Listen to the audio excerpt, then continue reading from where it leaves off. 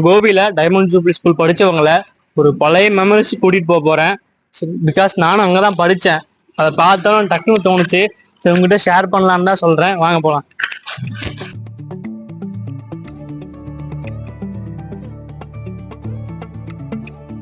நம்ம diamond jubilee school படிச்சவங்க மட்டும்தான் இந்த கேட்டோட அருமை என்னன்னு புரியும். இது எப்படின்னா வந்துட்டு சொர்க்கவாசல் மாதிரி வருஷத்துக்கு ஒரு டைம் திறப்பாங்க. அது எப்பதான் பப்ளிஷம் நடக்கும் அந்த டைம்ல திறப்பாங்க. நாங்க படிக்கிறப்பல இந்த கேட் ஒரு செம்ம ஸ்பெஷலா இருக்கும். அங்கேயும் இருப்போம். முன்னாடி வந்து உள்ளேயே போனோம். அங்க அலோவ் பண்ண மாட்டாங்க. நாங்க ஸ்கூல் படிக்கும் போது ஒரு செம்ம மெமரிஸா இருக்கும். சீரியஸ்லி இதை பார்த்த உடனே மட்டும் ஷேர் பண்ணணும்னு தோணுச்சு.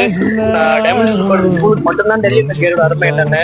இதோட இதுக்கு முன்னாடி இந்த கேட்டுக்கு வெளியே தான் ஃபர்ஸ்ட் கடை போட்டிருப்பாங்க. சின்ன சின்ன பொருள் சாப்பிட்ற பொருள் எல்லாமே சூப்பரா இருக்கும். பாய் கடை தெரியும் எல்லாத்துக்குமே. பாய் கடை தெரிஞ்சா கமெண்ட் பண்ணுங்க.